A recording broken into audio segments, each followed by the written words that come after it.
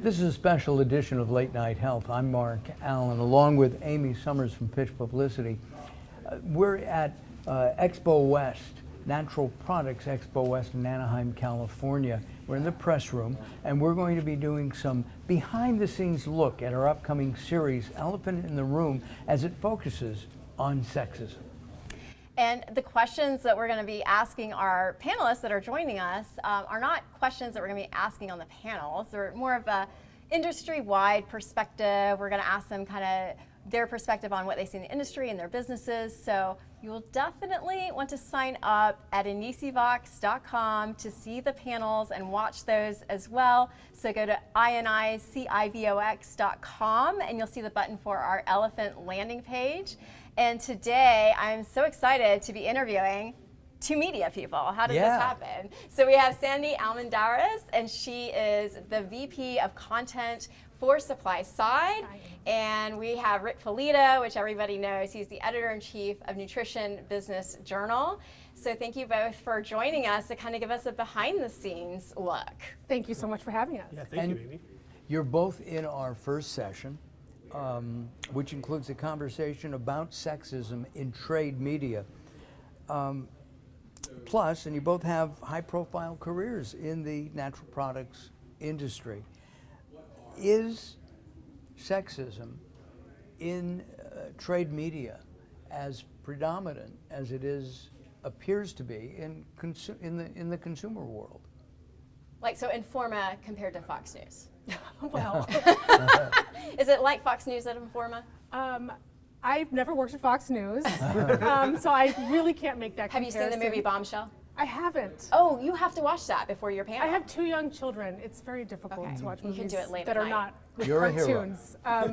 But I mean, yeah, I do think that sexism is an issue. It's an issue in society. It's an issue in our industry, and we are products of that industry, of the industry and of society in trade media.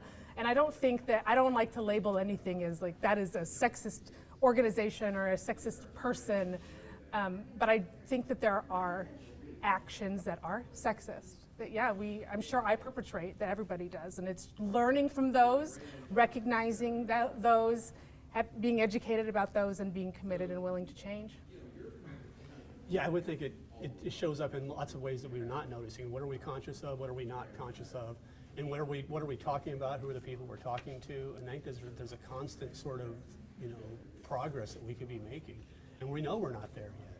So I know that every time that I'm doing any story, I'm trying to think more about how's this looking? Who am I talking to?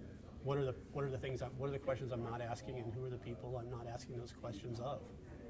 And Rick, so you, in the whole series, you're our only male moderator asking questions. Is that awkward to you to have a panel full of women talking about sexism and kind of moderating that conversation, or does that make you nervous, or how are you preparing for it? I would say definitely there's a lot that could go wrong there probably. But it's also it's an interesting dynamic to have I'm there to be educated just as anybody who's watching.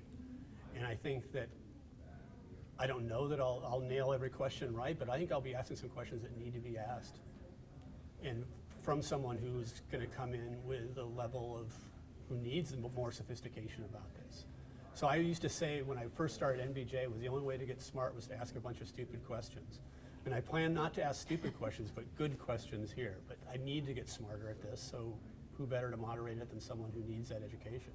Well, thank you for doing that. And I will say, so it kind of sounds like Rick and I work at different companies, but we actually don't. We work at the same company, and Rick has been very committed in learning and journey and being the white male in the room, or among others who are really on this journey.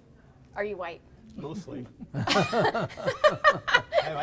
just labeled him, Sandy. Do you really know if he's fully white? Actually, I know he's from Tucson, so yeah. She's from Phoenix. So We what have does she that know? history. My grandmother was from Mexico, so I grew up, mostly not white relatives. And your mom raised you. Yeah, so I was raised by a single mom, so I know that I've seen things, and I've seen the way that the world interacted with a mom with 4 kids, that I think about the way women are judged. And that's definitely, that was consciousness raising from young on, seeing that sort of difference. Sandy, you're usually the one you know, doing the interviewing. I don't want to be, you know, being interviewed to me is really difficult. I don't mind chatting, but if I'm instigating, it's okay. Being on the receiving end is a little bit different.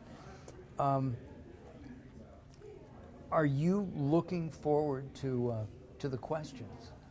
Yeah, absolutely. I mean, yeah. absolutely. I mean, I certainly am more comfortable asking questions. That's what I get paid to do. But I also welcome being on the other end of things.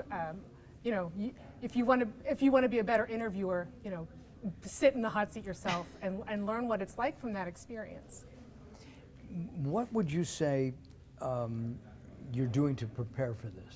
Well, Anything? Since Rick and I are in the same session, as we were walking over here, I was like, what are we going to ask about? That's how I prepared. I was like, are you getting Rick and I haven't revealed the questions Oh, yet. I know. Because we're still working on it. He Yeah. sent me his edits. I rewrote them on the way over here. I mean, you'll find out a few days before. Yeah, so I was trying to get inside intelligence. That was one way to prepare. And I've been since I've been asked, and I'm so very honored to be included, I've just been trying to remember where I read things and like write things down, like, oh, that would be a good point to help fuel me. I'm also asking a lot of my colleagues, like, what are the things that we're working on within supply side that I can drop in the interview if it comes to that. Rick, I asked you to moderate this conversation for a very specific reason. I think that, number one, I think you are a great moderator. I think it's hard to be a moderator. Thank you. Because you have to ask questions, listen, and really respond to what's going on. So that's one reason. The other reason is because I know it was your idea to create the dark issue that NBJ issued out for several years in a row. I haven't seen one lately, so it must have gone dark. But previously, there was a dark issue, and there was one particular issue. It might have been the fourth one that you did on exploitation. And the whole issue really dove into the Me Too movement. It was kind of around that time that Me Too movement was happening, and you examined what it looked like in the natural products industry specifically, and you had a lot of articles from women in the industry. Being a man that led that editorial content, what did you learn yourself from putting together that issue about our industry? Well, I think that anytime with sexism, a guy's mind is like, that's harassment, and I don't do that, so I'm not there. But there's all this unconscious things that are happening, and just like, it could be just who's getting jobs. It doesn't have to be, sexism is not just harassment, it's all these different steps along the way. And so I think there was an awareness there that I didn't have before, and just in the fact that it's at all these different levels too. It's not just a boardroom problem where the representation isn't good, it's also the way people are being treated in a natural grocer or anywhere along this line. So I think including events like these where we have to be conscious of stuff that a guy might not see because he's only thinking in these one terms of sexual harassment. It's super blatant, and you're missing all this other, all these little aggressions that otherwise you're not conscious of. So it was very thank you for educational to bringing me. that up, because I think that when we do use the word sexism, men do think that right away. They think we're only talking about sexual harassment, the really bad stuff that they don't do, and then they kind of dismiss the rest of the topic, which is why, I've had not a lot of pushback on this series, but a little bit, and I think that that's why, because they don't understand, and that's why I wanted to have this conversation, so I'm glad you saw that, and even doing the dark issue. Absolutely. And I think, I'm a journalist, and so the dark issue, those are my favorite issues that we've done. And being able to sort of hold the light to the industry and say, hey, there's a Me Too problem here too. This isn't all just, groovy granola people who are all enlightened. It happens everywhere, and we need to examine it here too. Sandy, we're at one of the largest conventions in the world. I mean, and certainly the largest for the natural products industry here at Natural Products Expo West. There are a lot of moving parts. There are a lot of people, lots of people. I don't know what the estimate is this year, 80,000, 60,000. That's just a whole bunch of people who are going to be here. Do you think that managing sexual harassment complaints is part of the organizers of an event like this, or the attendees of the conference? Well, managing official complaints, absolutely. There's a role for the show management in that. I mean, everything that we receive, we take seriously, and we address, on site if we need to, or follow-ups. And I mean, but I think that just, it's, you can't just leave it all to the show organizer in terms of just sexism in general. It is the attendees, it is the industry, it is the show organizers, it is people who we put on our stages, and just the ethos program that we have here at Natural Products Expo West. It's showing a culture of what is acceptable and what is not acceptable, and all of us working together is going to create the kind of environment that helps root out these issues. It's a community effort. Yeah.